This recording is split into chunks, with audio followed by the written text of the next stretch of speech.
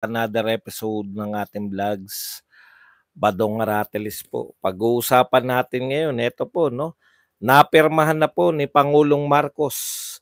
Ito pong 2025 budget at katulad po ng inaasahan natin, ito po ay pinasa yung tinatawag natin Martin Romualdez budget, no? Nasunod po si Martin Romualdez. Siyempre, inaasahan po natin dahil wala naman pong kapangyarihan yung Pangulo na ibalik yung mga tinanggal. So talagang zero po ang PhilHealth.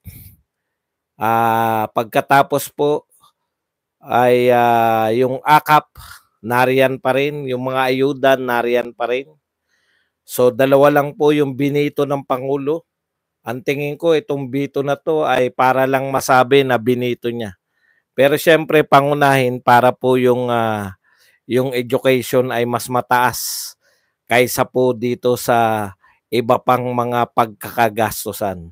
So matagumpay na naman ang pamilyang Marcos Romualdez, lahat po ng kagustuhan nilang maganap sa ating budget, lalong-lalo na po yung AKAP, lalong-lalo na po yung pamimigay ng ayuda, ay nariyan pa rin po, hindi po binito ng ating Pangulo sa kasawiang palad. Iyan. Okay. Pag-uusapan din po natin, no? Ano na po ang naganap? Ito po. Meron po tayong deficit ayon po dito kay sa nagbabalik na si Ted Filon na 1.2 trillion ang budget deficit po natin. Ayan. Tapos po, New Year na. Yung mga nagsasabi po na darating na noong pang June. Parating na raw yung ICC warrant of arrest kay Tatay Digong. Kumusta na kayo? Buhay pa ba? O dehin bukiki na lang? Baka hindi na namin maalala. Ha?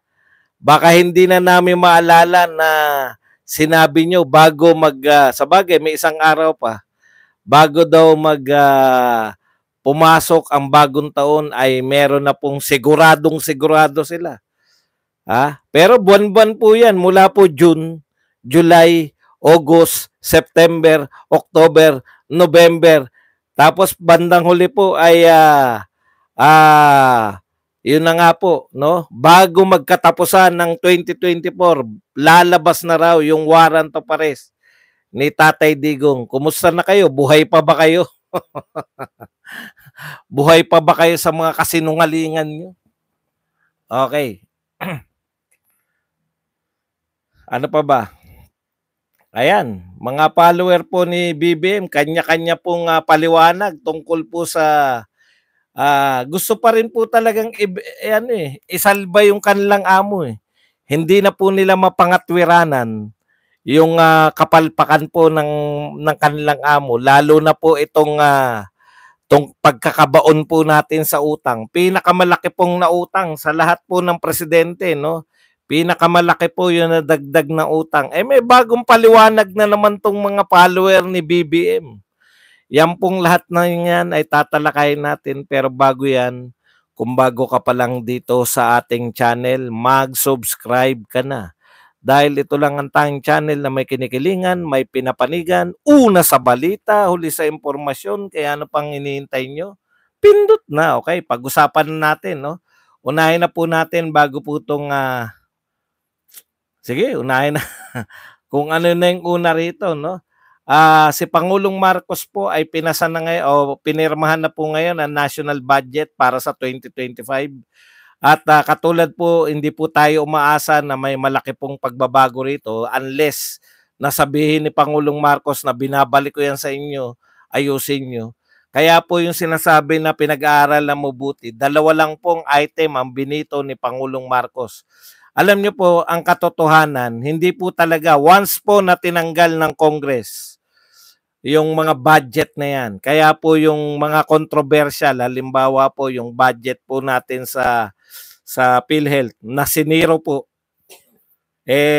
Pag pakikinggan nyo si Jam Magno, lilituhin lang kayo kasi siya rin lito rin. Wala pong kinalaman kahit na po ano itawag nyo riyan, kahit na tawag nyo pa riyan ay kung ano-ano. Zero po ang budget ng PhilHealth sa General Appropriations Act. No? Yun lang po ang katotohanan. Zero po. Ngayon, ang tanong natin, pag nangolekta kayo ng tax, dito po sa tinatawag natin sin tax, yung mga 80% po ng sigarilyo o mga tobacco products, tax po yan. Direkta po yan sa PhilHealth. Saan po mapupunta yan kung siniro nyo po yung PhilHealth? Ibig sabihin, hindi po pwedeng tumanggap ang PhilHealth mula po sa national government. Appropriated na po yan. No? Appropriated na po yung mga taxes. Certain amount ng taxes ay mapupunta po para sa PhilHealth. Ngayon, kung bawal po, pati alak, tama, pati alak. Ngayon, kung bawal po, o siniro nyo po, wala pong pupuntahan yan. Kaya po, napakalaking usapin yan. Saan po mapupunta yung mga budget? Yan, napakarami na palang nagpapauga. Happy New Year din sa inyong lahat. Teka muna, kinakailangan po muna nating kilalanin tong mga hindi ko nababasa masyado. Kilalanin natin yung mga nagpapaulan. Sandali lang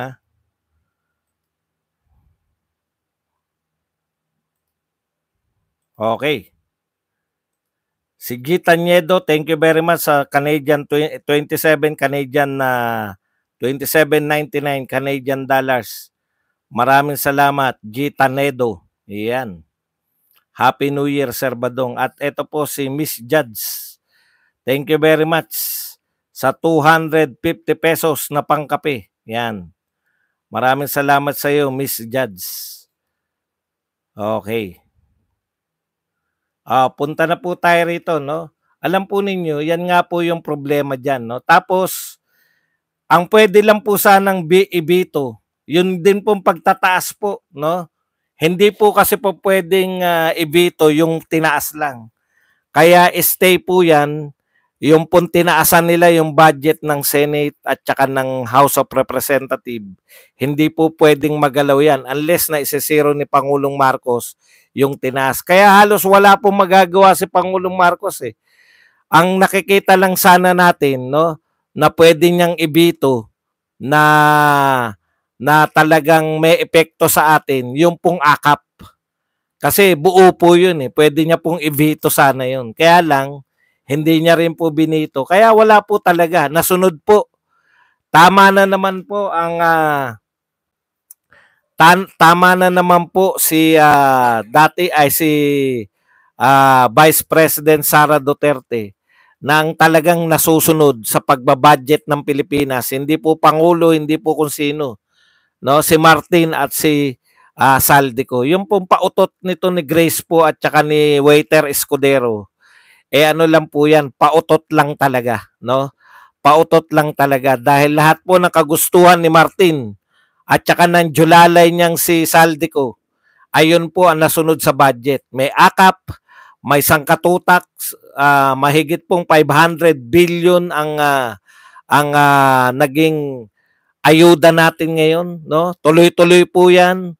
Lumaki rin po ang budget ng DPWH, pero in fairness po, meron pong binito, no? Ito po, nagbito po ng halagang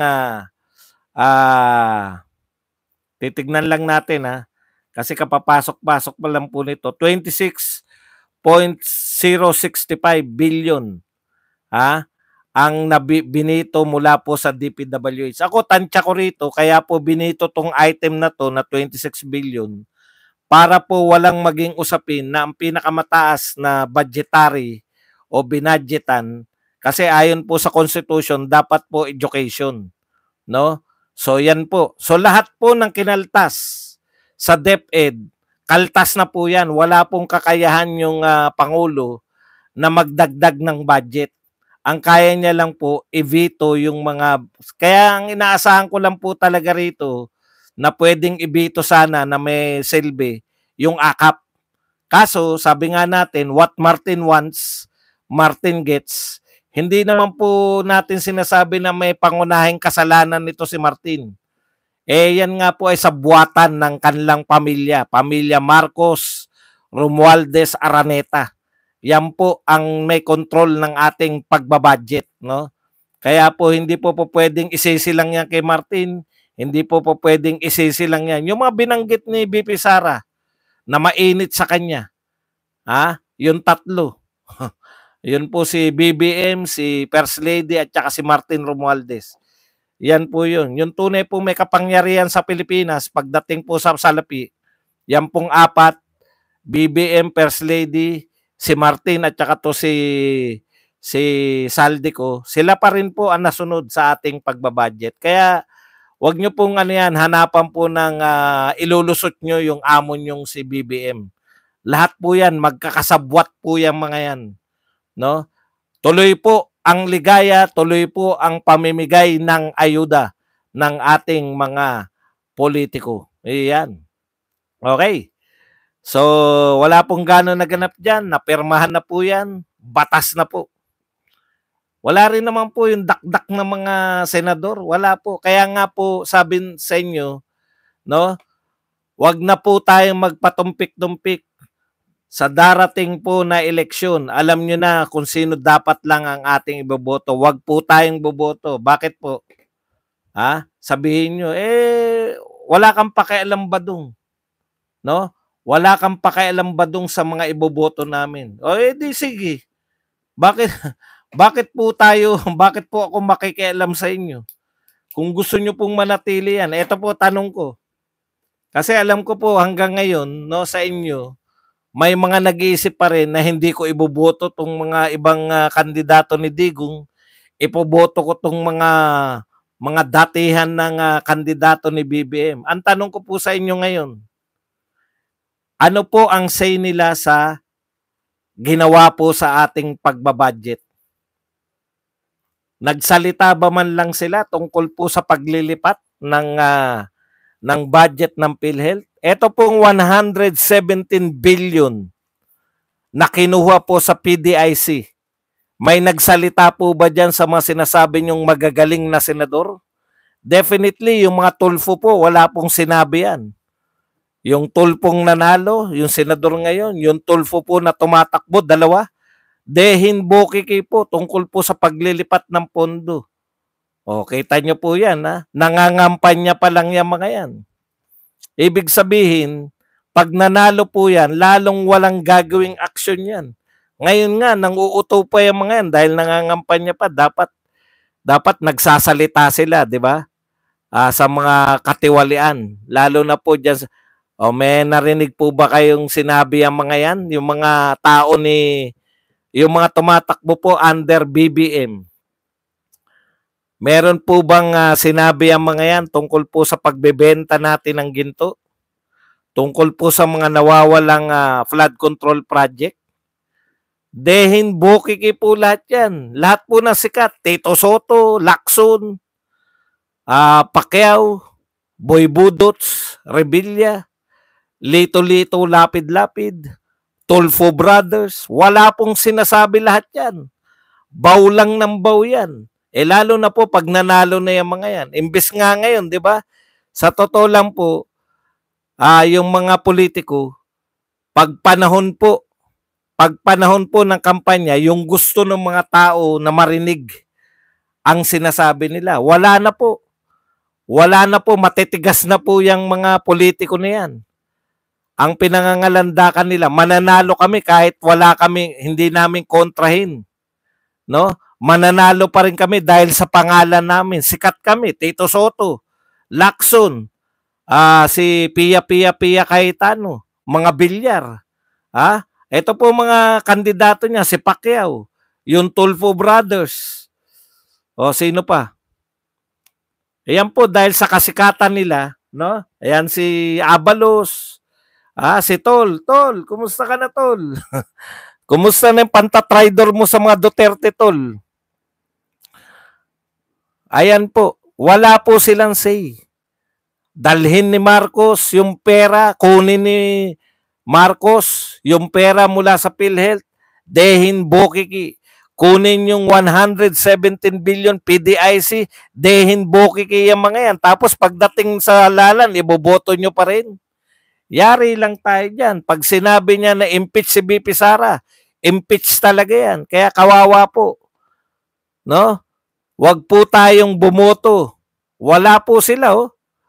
Hindi po sila nalulungkot na binawasan po yung AFP. Hindi po sila nalulungkot na yung modernization ng AFP ay binawasan. Wala po silang sinabi na yung education, pambili po ng computer ng mga bata, late na po yung DepEd. Ha? Wala pong sinabi lahat yan. Lahat po silang tumatakbo under Marcos. Dehin bokiki. Ibig sabihin, hinahayaan lang nila. Wala silang say. Bakit pa natin iboboto yan? Pampadagdag lang sa kalaban yan.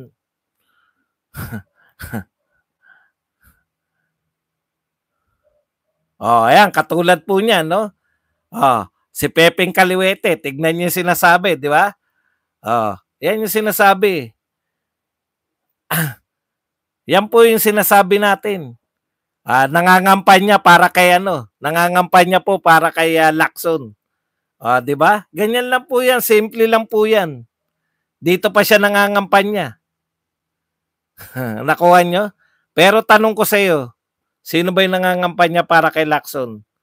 Tanong ko sa iyo, wag na yung mga ginawa kasi mahirapan kayong patunayan yan. Nagsalita ba man lang laban sa 117 ng PDIC? Nagsalita ba man lang? Wag na yung umaksyon, ha? Wag na yung aksyon. Nagsalita ba man lang? Putya, kung salita na. Kung salita na nga, wala na nga magawa sa salita eh. Paano pa action yan mga yan? Wala po. Hindi po sila nagsasalita. Hindi po sila pumupuna. Pero nung si BP Sara ay nagsalita na huhukayin yung lahat yung mga yan, bumanat.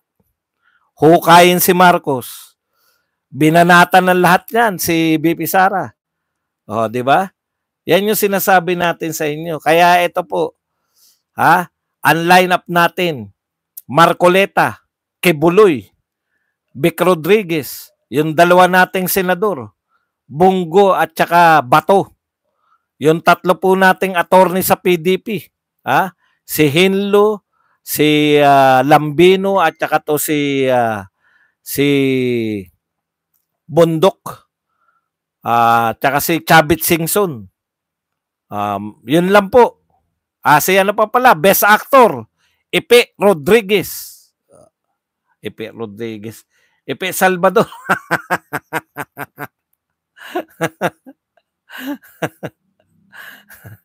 Kaya sama-sama rin po tayo sa mga INC. Makikisama po tayo riyan. Kasi po, hinihintay lang pong manalo tong mga to. Hinihintay lang pong manalo yung mga bagong batch nila ng senador. At tuloy-tuloy na po yan si BP Sara. Nakita niyo naman, wala silang magawa sa budget ni Martin. What Martin wants, Martin gets. Sa kanya yung akap na yan. Pinagmamalaki nila yan. Ngayon, wala tayong magawa lahat. Ano ba naman yan? Ayan ang sinasabi natin. Okay, punta na po tayo dito sa iba pang balita. Ito po. ICC.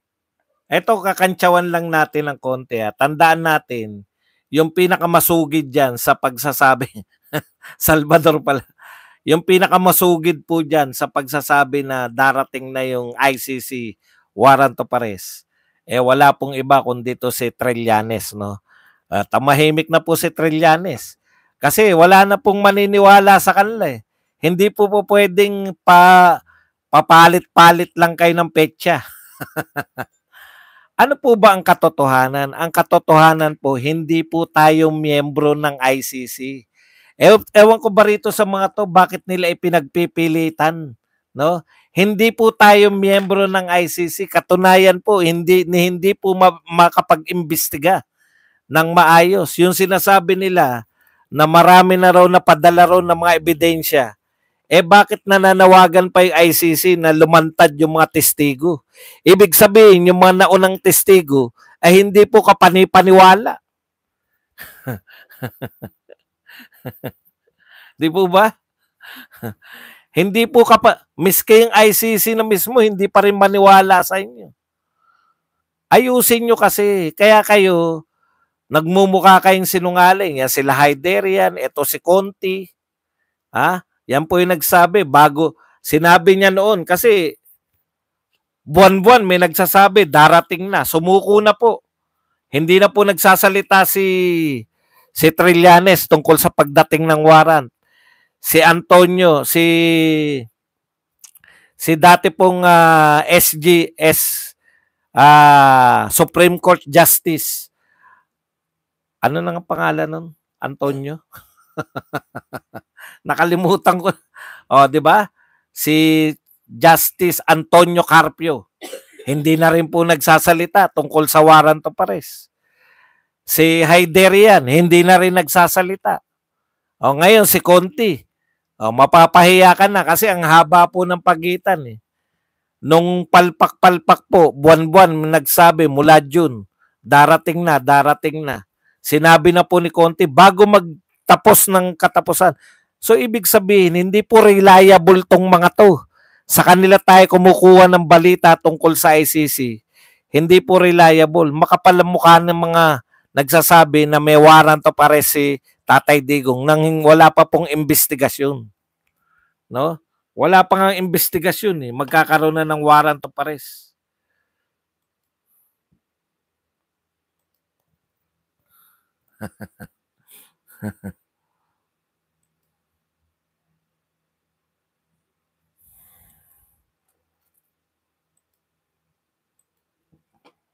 Okay.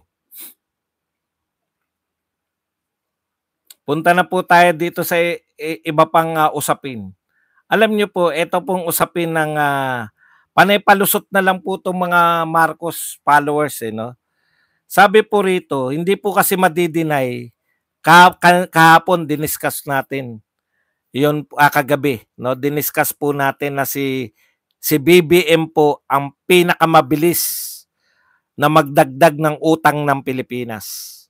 Walang proyektong malalaki, no? Lahat po 'yan continuation lang ng proyekto.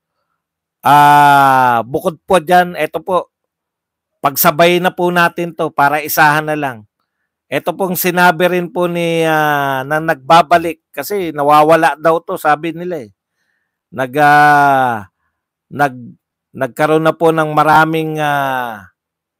maraming usapin tungkol po sa pagkawala nito ni Ted Filon. Ito po ang sinabi ni Ted Filon, 1.2 trillion ang budget deficit. May kaugnayan kasi yan dito sa pangungutang eh.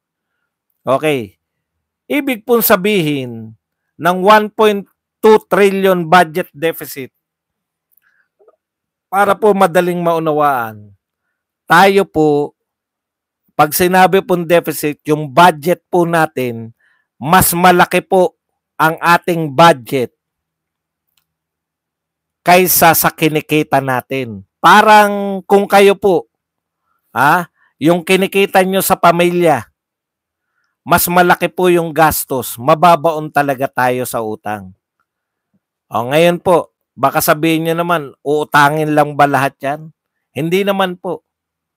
No? Ang pagkukunan po ng ipampupuno sa budget deficit, kaya si Marcos po, wala po tayo asahan dyan, panay budget deficit po yan. Ano po ang ipampupuno sa budget deficit? Kaya po palubog tayo eh.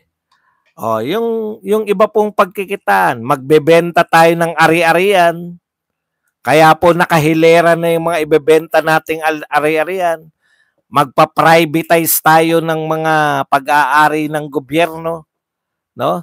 At saka uutang tayo. Bumalik na po tayo sa dati, nung panahon po ng tatay nito, at immediately after ng tatay nito, lubog na lubog yung ekonomiya ng bansa. Panahon po ni tatay ni Marcos, yung later part, palubog na po ang Pilipinas. Lubog na talaga tayo sa utang, lubog na. Wala na pong gustong magpautang sa atin, kaya nga po pumapasok na yung IMF. Yan po ang nakakatakot, no? Real talk po yan. Tuwing papasok po ang IMF, delikado po yung bansa na yan. Bakit? Kasi po, tinitiyak po ng IMF na makakabayad pa tayo ng utang kaya sila pumapasok. Narinig nyo ba yung IMF na pinag-uusapan natin nung 6 na taon ni Duterte? Wala po. Wala pong pinag-uusapang IMF nun. Ibig sabihin, hindi po papasok yung IMF kung sa tingin po ng mga IMF World Bank, ay wala pong ay kaya pa po ng bansa. Real talk po, sangkatutak po, kaya po tayo may build. No? Dahil ang dami pong pumapasok dito na foreign capital. Yan po yan. Yung po sinasabi nyong maraming inutang, yung mga lahat ng presidente, tama po yan. Ang pangungutang po ay kapital po yan. Lalo na kung ang pinag-uutangan mo may balik. No? Halimbawa po, saan po ginamit ni Duterte yung mga pinag-utangan? Build. At saka po sa pandemya. Sa pandemya po, kapit sa patalim tayo. Bagsak po lahat ng ekonomiya ng buong mundo. Swerte natin si Duterte ang ating presidente. Malaki ang tiwala sa kanya ng buong mundo. Wala tayong problema sa utang. Hindi po tayo nagtinda. Wala pong malawakan na pagbebenta ng ginto. Pero pag nagbenta ba tayo ng ginto nun, justified? Opo, pandemya. Pero hindi natin ginawa yan. Yan po talaga. Yan sinasabi nito ni kung sino man to, hindi ko nabasa. Totoo yan. Tataasan ng tax, mangungutang, benta ng mga assets. Tapos pumasok na po yung IMF, nagsasalita ni IMF, patay na tayo riyan. Yan na po ang simula ng lahat. Miski po yung mga creditors, magdududa na rin sa ating kakayahan. No, magdududa na rin po yan. Okay, 1.2 trillion ang budget deficit natin ngayon taon ayon dito sa diskusyon ni Ted Filon. Researcher ko rin yan. Yung mga yan ang gamit nila sa atin. No? Sila magre-research, tayo magdi-discuss kung ano mga kahulugan niya mga deficit na yan. So kung deficit po ay 1.2 trillion, saan tayo uutang yan? Anong ibebenta natin? Kaya po pagkatapos po ni Marcos, wala na po tayong asset. Naibenta na. Ang problema, ito no? Ito po ang problema. Gusto nyo maging confidential fund, ilantad kung saan ginagastos ni BP Sara. Ito po hindi po confidential to. Hindi po to confidential. No? Nagbenta kayo ng ginto. Simple lang ang tanong, saan napunta yung pinagbentahan? Hindi po yan confidential fund. Dapat po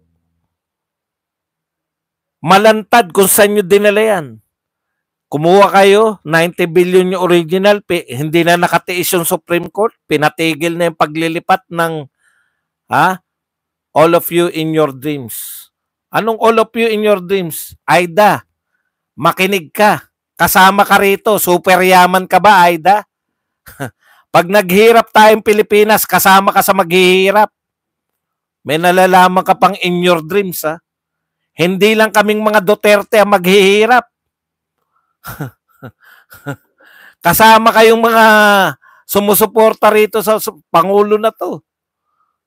Pag wala na maibebenta, pahirapan na po yan. Yan, alam nyo po, paulit-ulit tayo rito. Walang bansang yumaman dahil sa ayuda. Pakatandaan yan. Chang Kabuto, thank you very much sa 50 pesos na pangkape. Wala pong bansang yumaman dahil sa ayuda. Kung yung mga ginagastos natin pang ayuda, nagpatayo tayo, mas malaki pa po. Yung 500 billion na ginastos natin sa ayuda, nakapagtayo na po tayo ng Mindanao Railways. Wala pa pong 500 billion yan. Tapos na yan. Pero ang dami po magkakatrabaho dyan sa Mindanao Railways na yan. Habang ginagawa pa lang yan, ilan ng trabahador yung ano yan. Sa ayuda po, pag binigyan kayo ng ayuda, magkano ba bigayan sa ayuda? 5,000? May magkakaroon po ba ng trabaho pag binigyan ako ng 5,000? Mag-hire po ba ako ng tao? Kung yan po, ginawa po ninyo Mindanao Railways, may budget na po ang buong Mindanao Railways. Sobra-sobra pa yung isang taon natin sa ayuda. Pero ang dami pong mai-empleyo nun. Ang dami pong magiging trabahador habang ginagawa pa lang yan. Pag nagkaroon na po ng Mindanao Railways, pag tumatakbo na yan, marami pa rin trabahador. Yun po ang sinasabi natin na paggastos, pamumuhunan na mayroon pong silbi. No? Hindi katulad ng ayuda. Wala pong yayaman talaga dyan. 2 araw, ubos na yan. Jopay at Yurt, thank you very much sa 15 Hong Kong dollars. At No Limit Tangere, thank you very much sa $10. Tayong ipangangako ni BBM sa IMF. Check, new version of BAT sponsored Ralph Recto. Alam nyo po, kaya pumapasok po yung IMF. Dati po, kolehiyo po ako noon. Meron pong tinatawag na letter of intent. Bago tayo pautangin, may letter of intent muna tayo sa IMF. Paano nyo babayaran yung inuutang ninyo? Ayan po, iisa-isay natin. Hindi po nangyari nung panahon ni Digong yan. Umutang tayo, mataas yung credit score natin, pautangin tayo. Ngayon, wala pa tayong ganun, letter of intent. Pero pag naubos po asset natin at walang lagi po tayong deficit, malamang papunta po tayo ron. Jonah Gemini, thank you very much sa 25 Hong Kong dollars. Happy New Year din sa iyo. Ibig sabihin, lahat ng pinaghirapan natin papunta kay Tatay Digong. Sama-sama yan. Hindi lang naman po si Tatay Digong nagpaunlad sa Pilipinas. Bumabangon po tayo mula po sa pagbagsak dito po sa mga Marcos, magkasunod na Marcos at Cory Aquino. Bagsak na bagsak tayo. Kay Ramos, paakyat na uli. Hanggang ang rurok ng pag-akyat natin kay Tatay Digong na. Ayan, pabagsak na naman uli. Yamin Jamcon, thank you very much sa 125 pesos na pangkape. Okay.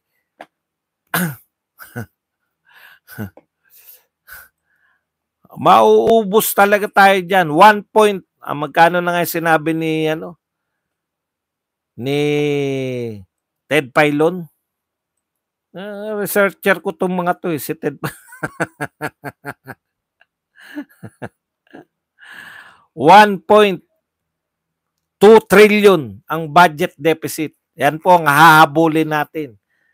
Ngayon, sa susunod na taon, budget deficit na naman. Bigay lang ng bigay. Ayuda lang ng ayuda. Tignan nyo po si Dan Fernandez kung paano mangampanya. Mayroon po akong dalang pera. Pucha, wala nang excuse me po. Wala nang pinangako eh. May dala akong pera rito. Hindi kayo uuwing luhaan. Pag uwi nyo, may pera kayo. Pucha, ngayon lang po ako nakakita na ganyang kagarapal na kampanya.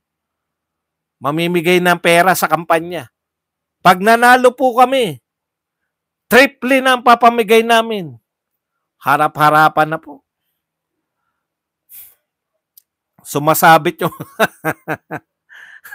sumasabit yung pesting ahem. Okay, ito po.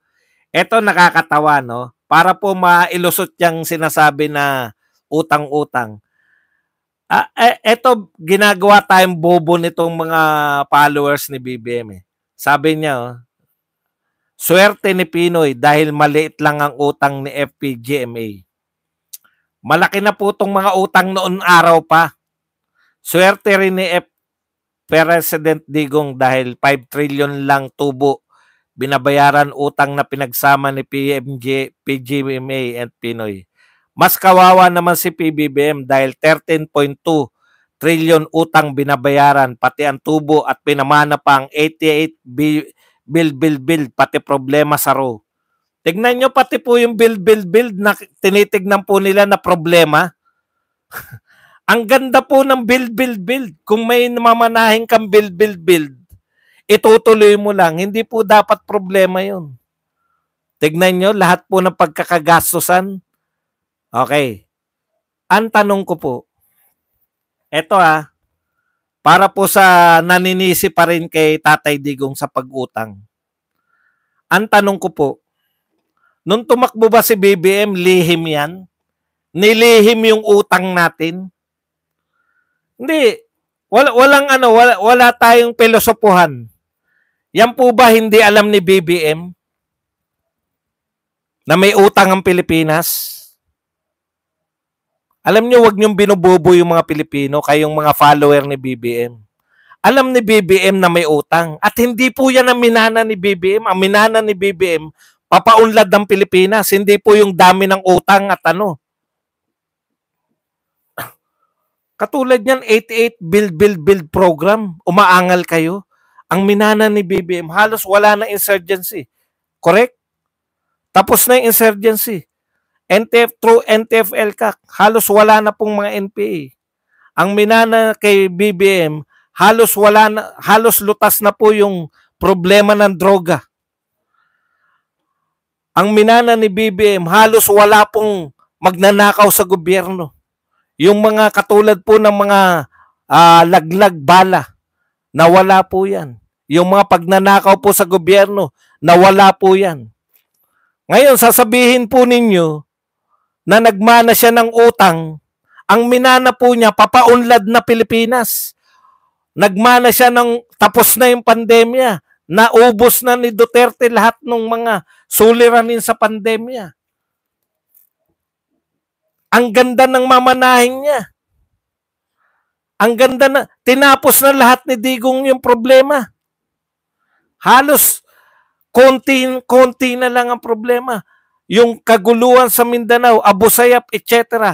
Halos wala na tayo nabalitaan yan nung papatapos si Digong. Ang ganda, wag nyo pong baliktarin. Wala pala kayong kakayahan. Ito yung gusto ko eh. Correct. Halos wala na pong gulo sa Mindanao. Tapos na yung Marawi na ipanalo na. Ang ganda ng minana. Pati po yung mga NDRRMO, mga pagtugon sa mga sakuna, minana lang din na yan. Okay na, naka-in place na yan. Huwag lang magnanakaw yung mga tao uli, makakapagsagip ng maraming buhay.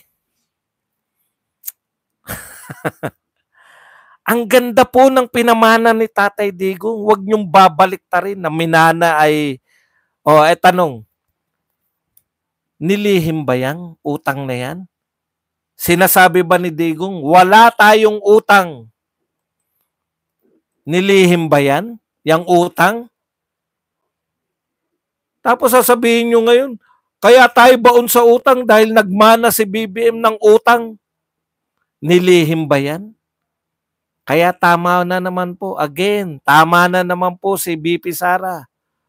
Walang kakayahang maging presidente. Alam nyo po as leader, hindi po kayo, kawawa yung mga followers sa inyo sa katatanggol. Walang kakayahan yung leader, tatanggol nila, pagtatanggol nila na kasi nagmana ng utang. Sino po ba hindi nagmana ng utang? May narinig ba kami kay Tatay Digong na minana ko lang tong problema na to? Yung droga, wala akong masolusyon dyan dahil dati na may droga. Hindi po.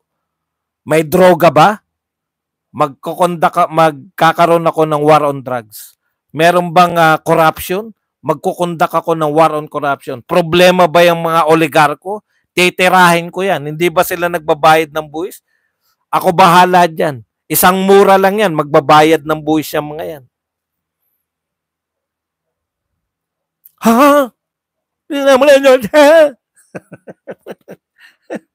Yung sisisihin nyo, 2.5 taon na kayo sa posisyon. Ang sisi nyo pa rin, si Duterte pa rin. Yan po talaga yung walang kakayahan. Ako po, naging leader po ako eh. Kaya takang-taka ako rito sa mga tagapagtanggol eh. Para nyong inaamin talaga na walang silbi yung pinuno nyo. Akalain nyo, pagtatanggol nyo na, minana lang yung mga yan eh. Tama po, bakit nilihim ba yan? Lihim lang natin to ha. Tayong mga DDS lang nakakaalam ha. Nangutang tayo. Marami tayong utang. Nilihim ba yan?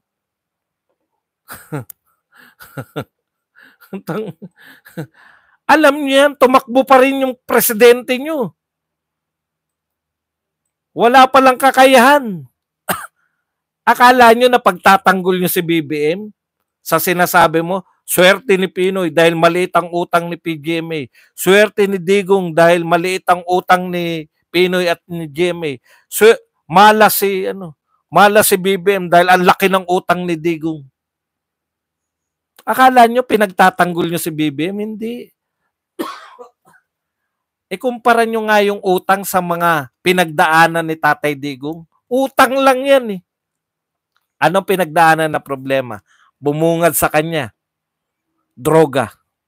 Katiwalayan sa gobyerno. Ayan po.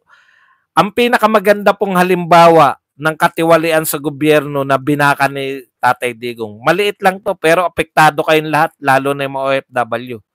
Laglag bala. Hindi po malutas-lutas ni Pinoy yan. Nakalbo na nga si Pinoy dyan eh. Isang mura lang. Sabay-sabay na sumabog yung mga bulkan. Sabay-sabay na lumindol sa Mindanao. Tataka nga ako eh. Hindi kaya man-made din yung malindol na yan. Tapos ang sisi nyo lang lahat ngayon. Alam nyo, nakakaawa po yung Nakakaawa din yung mga vlogger. Tinignan ko yung topic ng mga vlogger nila eh. Nagmamakaawa daw si Digong sa boto ng mga taga Davao. Nagmamakaawa. Sinabi lang ni Digong, wag nyo kaming pabayaan. Yung mga Duterte. Nagmamakaawa ba yun? Pandemya. Sunod-sunod na bagyo. Pinakamalalakas na bagyo. 4. Sa pinakamalalakas, most destructive na bagyo nung panahon ni Tatay Digong. Wala tayong matandaan na katulad ng naganap sa kay Pinoy na anong tawag doon? Yung anong bagyo yun? Miss Judge, thank you very much sa 125. Yung argument ng BBM supporters about inheriting the utang. Napaka-simplistic, alam mong di nag-analyze. Yolanda, wala. Pero mas malalakas pa sa Yolanda yung umabot sa atin. Si Odette na lang eh. Pinakamalakas. Ang dami po, 4 sa top 10 na bagyo. Panahon ni Tatay Digong. Pero wala tayong ganong naranasan, nakasawian. Dahil handa po noon. Ngayon po wala nang paghanda eh. Paano? Bagyo na, tsaka lang magtatawag ng meeting. Monstra-monstra na kunwari. Meron pang isang mapa na lahat sila nakaturo. Alam mo na Marurunong po kami dyan. Yung mga kunwarian na na picture lang.